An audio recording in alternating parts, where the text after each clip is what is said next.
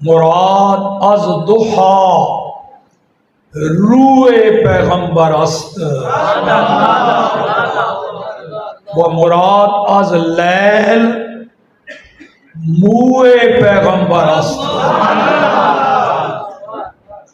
یہ جو ضحا چمکدار اس سے مراد ہمارے آقا کا چہرہ ہے، اور کالی سیاہ رات اس سے مراد آقا کی کالی زلفیں ہیں۔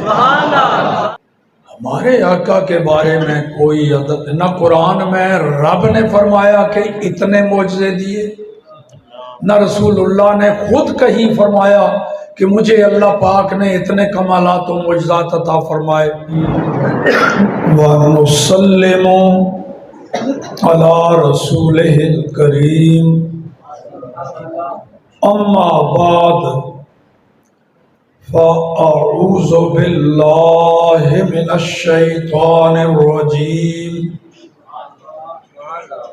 بسم اللہ الرحمن الرحیم وَالضُّحَىٰ وَاللَّيْلِ إِذَا سَجَىٰ صدق اللہ العلی العظیم وبلغنا رسولہ النبی الکریم الامین ونحن علی ذالک لمن الشاہدین والشاکرین والحمد للہ رب العالمین۔ مولا یا صلی وسلم دائما ابدا علی حبیبک خیر الخلق کلہم الصلاۃ والسلام علیک یا سیدی یا رسول اللہ وعلی آلک و اصحابک یا سیدی یا حبیب اللہ۔ فاضل جلیل عزیز مکرم مولانا محمد قاسم صاحب فراشفی زیدہ مجدہ، دیگر علماء، ائمہ، خطباء، مہمانان ذی وقار اور اس پاک محفل میلاد مصطفیٰ میں شرکت کی سعادت پانے والے عاشقان رسول و غلامان آل و اصحاب رسول، السلام علیکم ورحمۃ اللہ۔ جس آقا کا میلاد ہم منا رہے ہیں، ان کی تشریف آوری پر خوشی کا اظہار کرتے ہوئے رب کریم کا شکر ادا کر رہے ہیں۔ ان کو اللہ نے کتنے کمالات عطا فرمائے، کتنے معجزات عطا فرمائے۔ آج تک کوئی محدث، کوئی مفسر، کوئی سیرت نگار آج تک یہ دعویٰ نہیں کر سکا کہ ہمارے آقا کو اللہ پاک نے کل معجزات، کمالات اور اوصاف کتنے عطا فرمائے ہیں، ٹوٹل کوئی نہیں بتا سکا۔ یعنی تفصیل کی تو بات چھوڑو نا، مجموعی عدد بھی آج تک کوئی نہیں بتا سکا۔ کسی نے یہ دعویٰ نہیں کیا کہ ہمارے آقا کو اللہ پاک نے معجزات و کمالات اتنے عطا فرمائے ہیں۔ ایسا میری نظر سے کہیں بھی نہیں گزرا۔ باقی سارے انبیاء، ان کے معجزات کا تذکرہ کچھ قرآن میں آ گیا، کچھ حدیث میں آ گیا، تو ان میں سب سے زیادہ جناب موسیٰ علیہ السلام 90 آیات بینات، 9 معجزے۔ ہمارے آقا کے بارے میں کوئی عدد نہ قرآن میں رب نے فرمایا کہ اتنے معجزے دیے، نہ رسول اللہ نے خود کہیں فرمایا کہ مجھے اللہ پاک نے اتنے کمالات و معجزات عطا فرمائے، نہ صحابہ میں سے کسی نے دعویٰ کیا، اور نہ ہی آج تک ہمارے اسلاف میں سے کوئی یہ دعویٰ کرنے کی جرات کر سکا۔ پورا ٹل ضرور لگایا سرکار کی تعریف و توصیف میں، مبالغہ کیا سرکار کی تعریف میں۔ ہمارے اکابر نے کیا لفظ میں نے بولا؟ مبالغہ کیا۔ یہ مبالغہ ایسی چیز ہے جی، اس کو کوئی اچھا تو نہیں سمجھتا نا۔ مبالغہ کا مطلب ہوتا ہے کسی چیز کی حد ٹپ جانا، التجاوز عن الحد، حد کراس کر جانا۔ تو کوئی بھی عقل مند اس کو اچھا نہیں سمجھتا۔ کسی شے کی حد سے آگے بڑھ جانا یہ قابل مذمت شے ہے، لیکن محبوب کی تعریف اور توصیف اور ان کی مدح سرائی میں مبالغہ کرنا یہ صحابہ اکرام کی عادت تھی، اور حکم ہے رب کریم کا کہ مبالغہ کرو۔ آپ کہیں گے کہاں جی، رب کا حکم ہوتا تو پھر قرآن میں ہے نا۔ ہاں قرآن میں ہے، تو عزّروہ وتوقروہ، میرے محبوب کی تعظیم کرو، عزت احترام کرو، تو عزّروہ۔ اس کا معنی امام مبرد کر رہے ہیں، شفا شریف میں قاضی ایاز نے لکھا تو عزّروہ، اس کا معنی صرف یہ نہیں کہ محبوب کی تعظیم کرو، تعریف کرو، سادہ نہیں، تو بالغوا فی تعظیمہ، محبوب کی تعظیم میں ٹکا کے مبالغہ کرو۔ اس لیے کہ مبالغہ جو منع ہے، جو برا ہے، وہ ہے کسی شے کی حد کراس کر جانا۔ تو بھائی حد کراس کرنے کا مسئلہ وہاں آئے گا جہاں کوئی حد ہو، پھر یہ سوال پیدا ہوگا کہ کوئی حد تک پہنچا ہے یا حد سے آگے نکل گیا۔ آج تک تو کوئی محبوب کی عظمتوں کی حد ہی نہیں بتا سکا، حد ہے ہی کوئی نہیں۔ بقول امام بصیری فَإِنَّ فَضْلَ رسول اللہ لَيْسَ لَهُ حَدٌّ، وہ ہمارے آقا کی عظمت و فضیلت کی کوئی حد، آج تک حد نہیں ملی تو اس سے آگے بڑھنے کا تو سوال ہی نہیں پیدا ہوتا۔ یہ اعتراض کرنے والوں کی بے وقوفی، بے عقلی اور حماقت کی دلیل ہے۔ جہاں حد ہی کوئی نہیں، انہیں یہ فکر لائق ہوئی ہے کہ حد کراس کر گئے، حد آج تک نہیں ملی۔ یہی بات امام بصیری نے عربی میں کہی، اعلیٰ حضرت نے اردو میں کہہ دی، تیرے تو وصف، یہ یاد رکھنا جیسے میں پڑھ رہا ہوں، عام فنکار نعت خان تھوڑی گڑبڑ کر جاتے ہیں، خطیبوں کو بھی وہ تمیز نہیں پاتے، زبر زیر ادھر ادھر ہوئی، صرف مفہوم ہی نہیں بگڑتا، کفر لازم آ جاتا ہے۔ تیرے تو وصف عیب تناہی سے ہیں بری، اگر پڑھ دیا تیرے تو وصف عیب تناہی سے ہیں بری، جیسا ہم نعت خوان پڑھ دیتے ہیں، پتہ ہے پھر کیا معنی ہو گیا؟ حضور آپ کے جو عیب ہیں نا، جو خامیاں ہیں نا، وہ تو بے انتہا ہیں، ان کی آخری کنارے کوئی نہیں۔ بتاؤ یہ معنی کفریہ نہ ہو گیا؟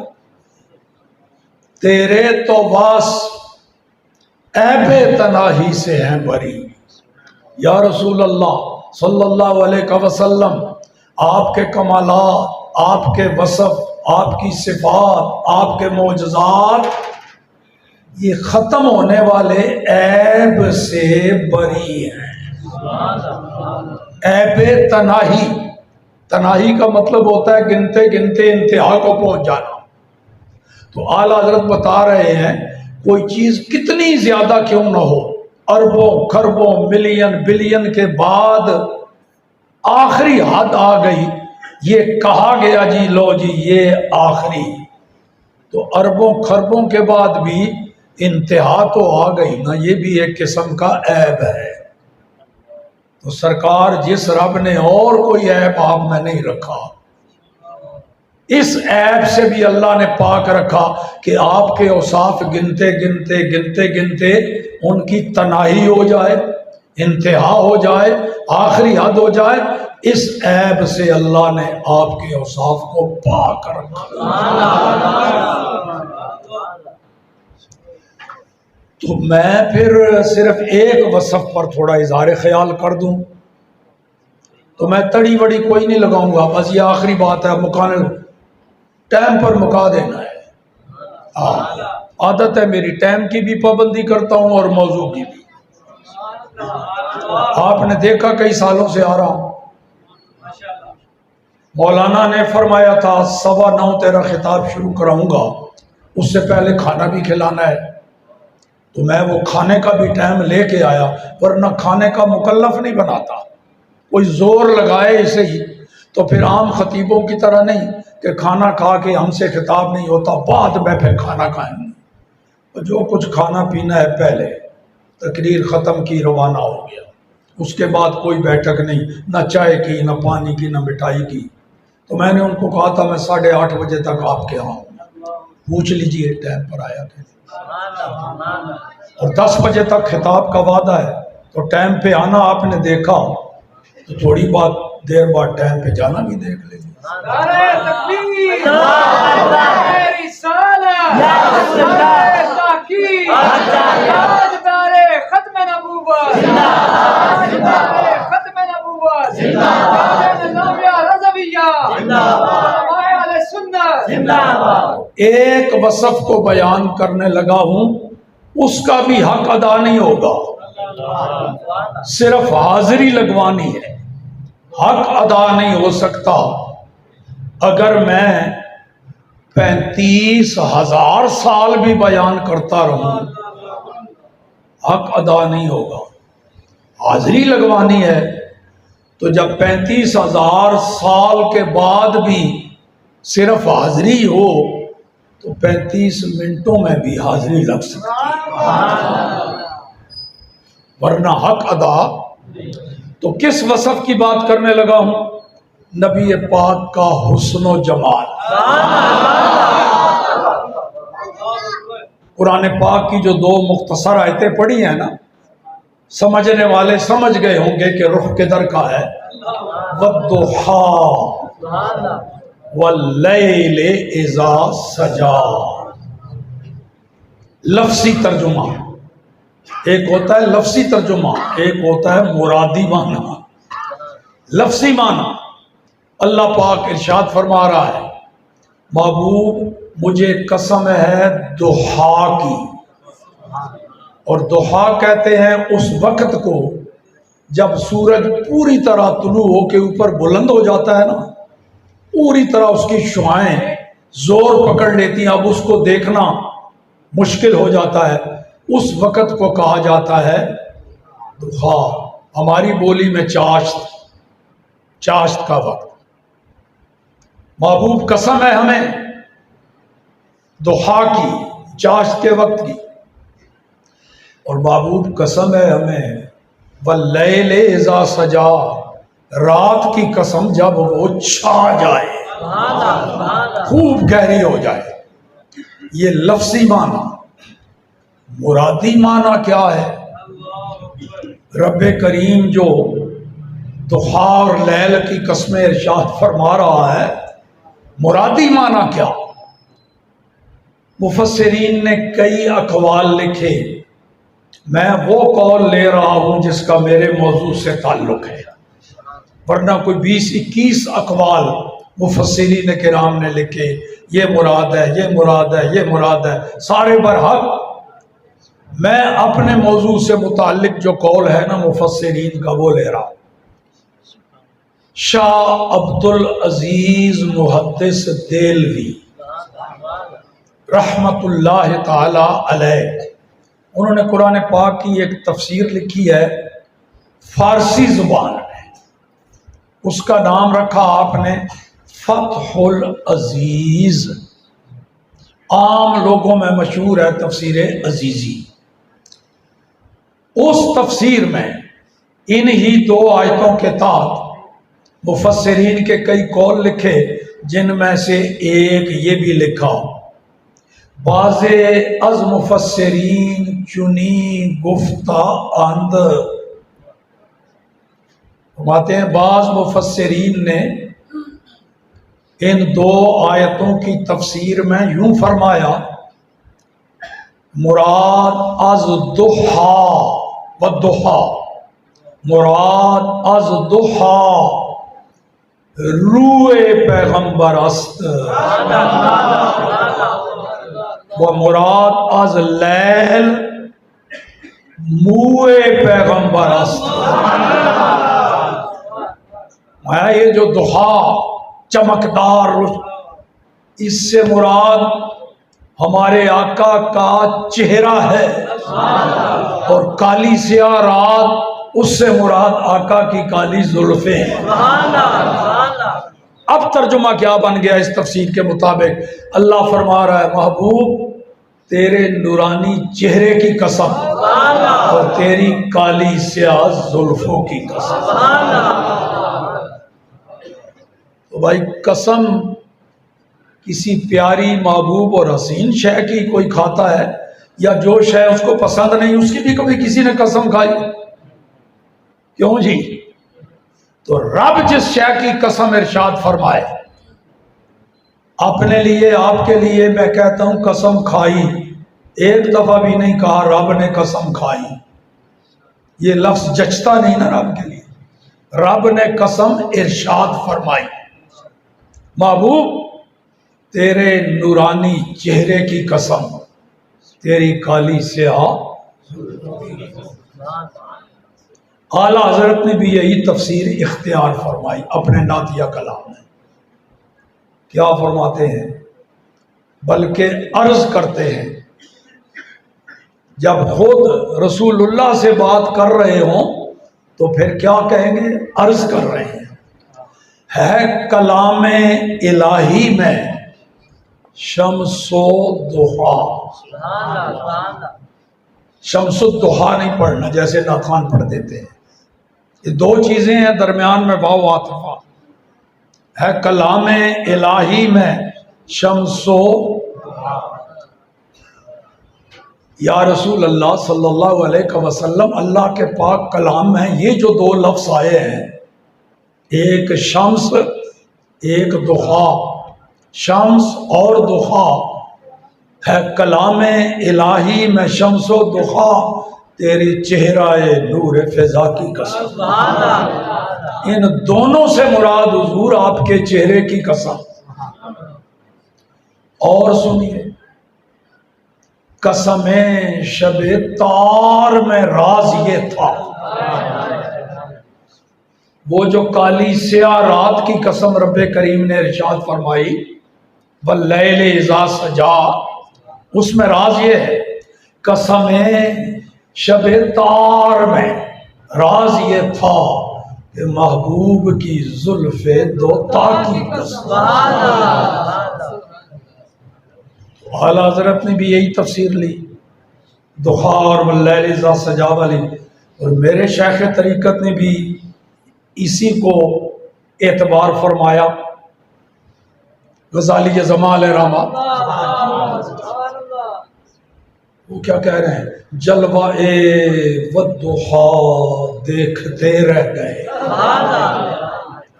جلوہ والضحیٰ حسن بدر الدجا۔ اور میرے شیخ طریقت نے ایک اور الجھن کا بھی حل پیش کر دیا۔ پہلے جو تفسیریں بیان کی ہیں نا، تھوڑا سا اس میں اشکال ہے کہ جب اللہ نے فرمایا کہ رات کی قسم، تو مراد اس سے رسول اللہ کی زلفیں ہو گیا، تو اللہ نے تو فرمایا رات کی قسم جب وہ چھا جائے، تو جب زلفیں مراد ہو گئی تو اب زلفوں کا چھا جانا یہ کیسے ہوگا، کس پر وہ چھا جائیں گی؟ اللہ نے تو یہ فرمایا نا قسم ہے رات کی جب وہ، تو اب اگر مراد زلفیں ہو گئی وہ کیسے چھا جائیں گی، کس پر؟ میرے شیخ طریقت نے اس گتھی کو بھی سلجھا دیا۔ فرماتے ہیں اگرچہ ہمارے آقا کی زلفیں عموماً امامہ شریف میں، لیکن کبھی سرکار غسل بھی تو فرماتے ہوں گے نا، زلفوں کو تیل بھی لگاتے ہوں گے، تو زلفیں نہاتے ہوئے بکھر کے چہرے پر آ جاتی، وہ نورانی مقدس چہرہ زلفیں آ کے اس کے اوپر چھا جاتی، چہرے کو ڈھانپ لیتی، تو پھر کیا عجیب منظر بنتا۔ سنیے میرے شیخ طریقت نے نقشہ کھینچا، روح روشن پہ، روح روشن نورانی چہرہ، روح روشن پہ زلفیں سیاہ دیکھ کر، روح روشن پہ زلفیں سیاہ دیکھ کر ہم دخا اور سجا دیکھ،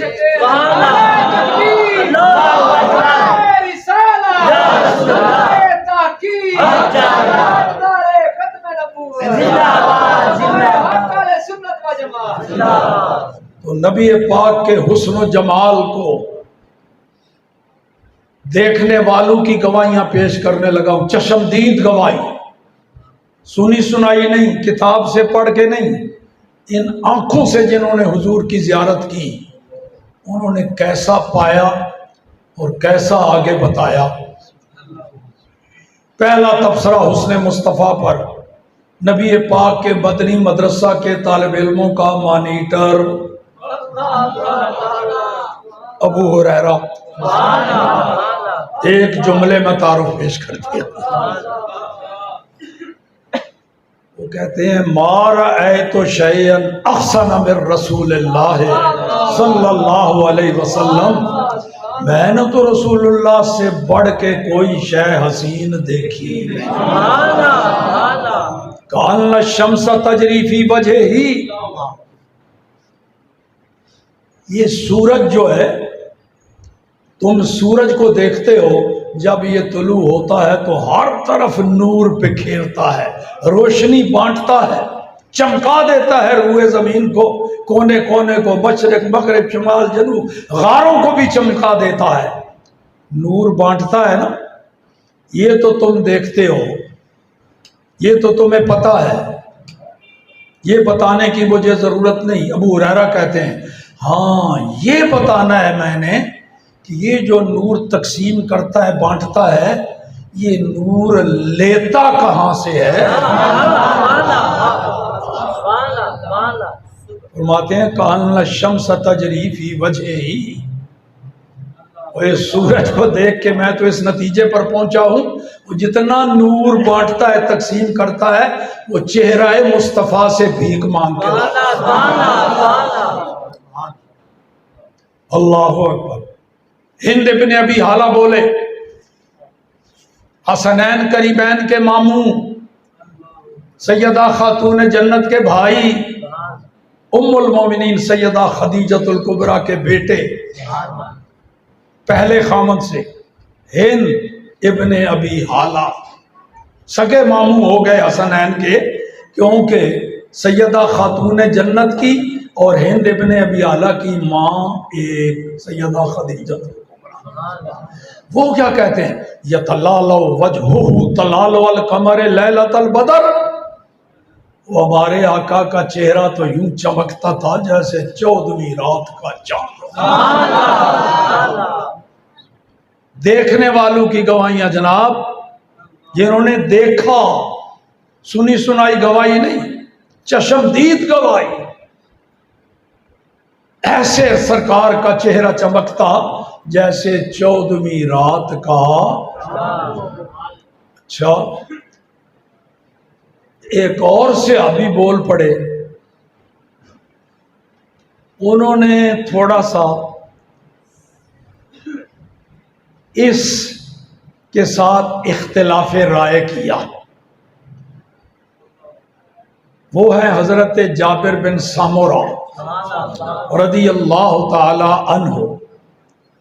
فرماتے ہیں ایک دفعہ حسن اتفاق رات کو مجھے رسول پاک کی زیارت کا موقع نصیب ہو گیا. سعادت نصیب ہوئی رات کو. اتفاق ایسا کہ وہ رات 14ویں تھی. تو میرے ذہن میں خیال آیا کہ رسول اللہ کے حسن و جمال کے بارے میں سنتے ہیں کچھ لوگ کہتے ہیں سرکار کا چہرہ 14ویں کے چاند کی طرح چمکتا ہے. تو آج 14ویں رات ہے, 14ویں کا چاند بھی ہے آسمان پر. مجھے حضور کا چہرہ دیکھنے کا بھی موقع مل گیا. میں ذرا تھوڑا تقابلی جائزہ تو لوں. فرماتے ہیں میں نے چند بار ادھر دیکھا پھر ادھر دیکھا. کبھی آسمانی چاند کو دیکھتا ہوں, کبھی مہتاب نبوت کو دیکھتا ہوں. پھر کس نتیجے پر پہنچا؟ فرماتے ہیں میں تو اس نتیجے پر پہنچا فَإِذَا هُوَ أَحْسَنُ عِنْدِي مِنَ الْقَمَرِ. اور چاند بیچارہ کیا, ایسے لاکھوں کروڑوں چاند بھی ہو جائے نا 14ویں کے, اس نے مصطفیٰ کا مقابلہ نہیں کر سکتا. اللہ اللہ اللہ. مولا علی بولے کرم اللہ تعالی وجہ الکریم ورضی اللہ تعالیٰ عنہ. فرماتے ہیں لم ارا قبلہ مثلہ ولا بعدہ. ایسا حسین نہ کوئی پہلے نظر آیا نہ اس کے بعد نظر آ سکتا ہے. حسان بن ثابت کو کیا ہی کہنے, نبی پاک کے سامنے کھڑے ہو کے, یہ اس واسطے کہہ رہا ہوں کہ خطاب کے سیغے بتاتے ہیں کہ جب وہ نبی پاک کے حسن و جمال کو خراج تحسین پیش کرتے تو سرکار سامنے ہوتے, حضور کی بارگاہ میں کھڑے ہو کے نعتیہ کلام پیش کرتے. تو اگر کوئی خامی ہو تو رسول اللہ تو ان کا منصب ہی یہ ہے, فوراً ٹوک دیتے. کیا کہہ رہے ہیں؟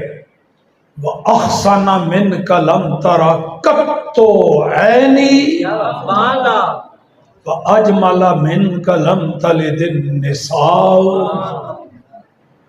یا رسول اللہ صلی اللہ علیہ وسلم, آپ سے بڑھ کے حسن و جمال والا میری آنکھ نے کبھی بھی کہیں بھی بالکل دیکھا ہی نہیں. یہ اتنی تاکیدیں لگا کے ہی ترجمہ صحیح بنتا ہے حسان بن ثابت کے کلام کا. انہوں نے ایک تو مفعول کو اٹھا کے مقدم کر دیا, اس واسطے میں احسانہ پڑھ رہا ہوں. تقدیم ما حق و تاخیر, جس کا حق بعد میں آنے کا اسے پہلے کر دینے سے بھی قوت پیدا ہو گئی. پھر لم تارا, پھر کتو ہو. احسن من کا لم تارا کتو عینی. حضور آپ سے بڑھ کر کے حسین میری آنکھ نے بالکل کبھی بھی کہیں بھی بالکل دیکھا نہیں. کیوں جی کمال کر دی کہ نہیں حسان بن ثابت نے؟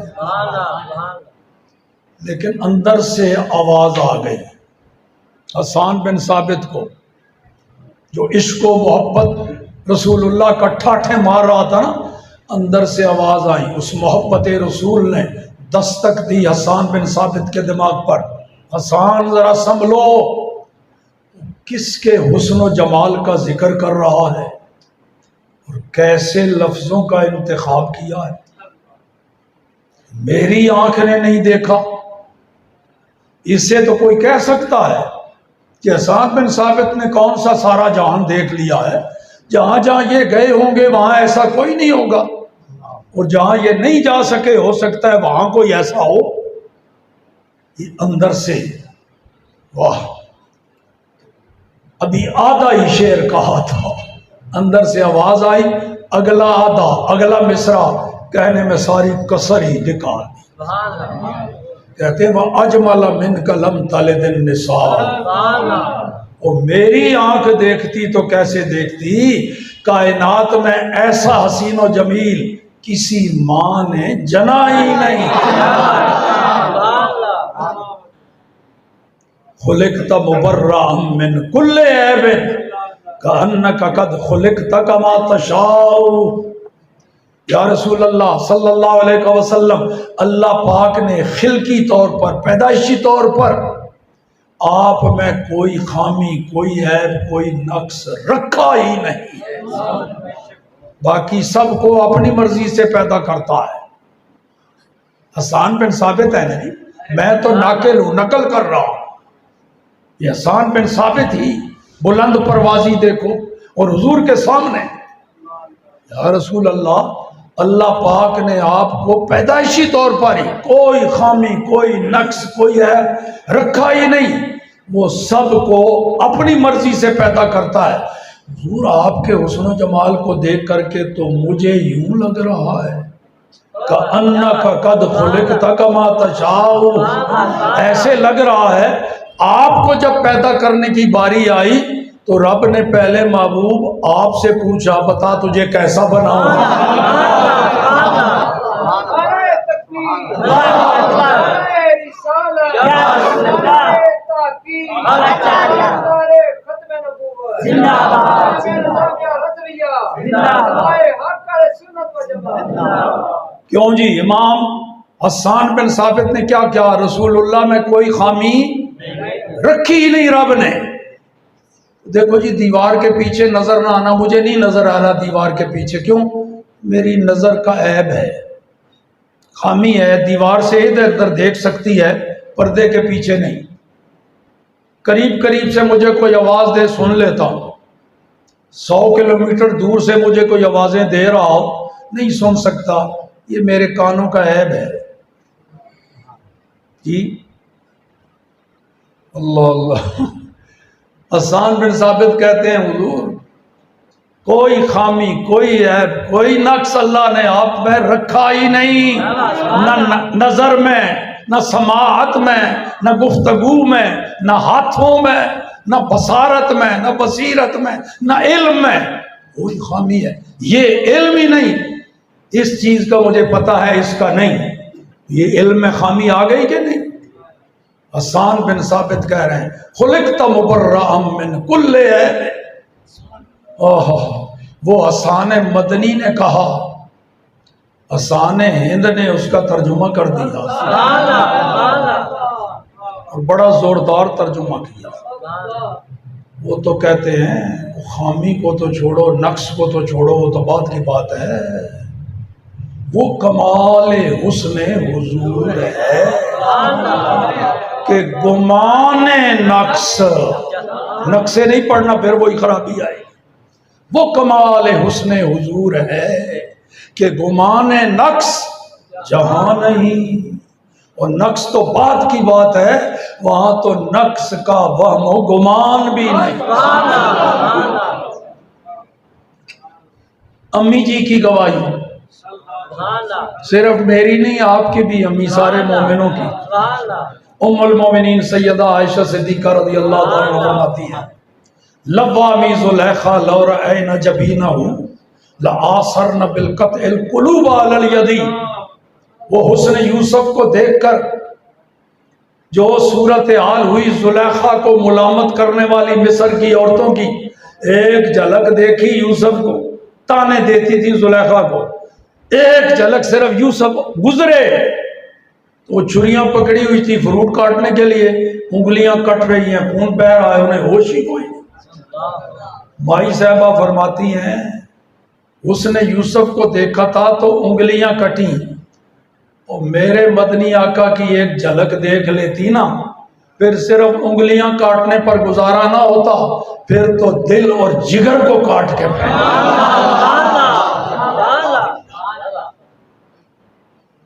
کلام مائی صاحبہ کو آپ کو سنا دیا، اب میں پھنس گیا۔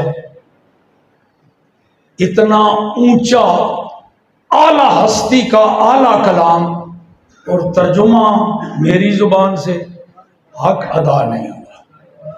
جتنا اعلیٰ کلام، جتنی اعلیٰ شخصیت کا کلام، ترجمہ کرنے کے لیے بھی کوئی اعلیٰ ہی حضرت درکار ہے۔ عشق و محبت، عشق و محبت، اعلیٰ حضرت، اعلیٰ حضرت، عشق و محبت، عشق و محبت۔ میں حق ادا نہیں کر سکا، سنیے پھر اعلیٰ حضرت نے حق ادا کیا ہے امی جی کے، جتنا بلند کلام اتنا ہی بلند ترجمہ۔ اعلیٰ حضرت فرماتے ہیں مائی صاحبہ نے اپنے شعر میں تقابل کیا، ایک طرف حسن یوسف کو خراج تحسین اور ایک طرف عظمت محبوب خدا، آمنے سامنے ایک ہی شعر میں، ایک مصرع حسن یوسف کے لیے، دوسرا کمال محبوب کے لیے۔ حسن یوسف پہ کٹی مصر میں انگشت زنا، عورتوں کی انگلیاں انگشت زنا، حسن یوسف پہ کٹی مصر میں کیا انگشت زنا، اور ادھر سر کٹاتے ہیں تیرے نام پہ مردان عرب۔ دیکھو ذرا، جن کو سمجھ آیا وہی سبحان اللہ کہیں گے۔ ایک دفعہ پھر میں شعر پڑھ دیتا ہوں۔ حسن یوسف پہ کٹی مصر میں انگشت زنا، سر کٹاتے ہیں تیرے نام پہ مردان عرب۔ رئی سے ہی کسر بھی ممتاز۔ دیکھو ذرا کیسا حسین تقابل، پہلے امی جی نے کیا، پھر اعلیٰ حضرت نے کتنا خوبصورت ترجمہ، کیسا تقابل۔ ادھر حسن، ادھر صرف نام، ادھر انگلیاں ادھر سر، ادھر انگلیاں عورتوں کی، ادھر سر مردوں کے۔ وہ عورتیں بھی مصر کی کمزور دل، ادھر مرد عرب کے شجاع بہادر لڑاکے۔ ادھر ماضی مطلق کٹی، حادثہ پیش آ گیا، مرضی نہیں تھی، ادھر کٹاتے۔ حسن یوسف پہ کٹی مصر میں انگشت زنا، اور سر کٹاتے ہیں تیرے نام پہ مردان عرب۔ آخر دعوانا ان الحمدللہ رب العالمین۔ ذرا راستہ دینا ہوگا حسب صادق افراد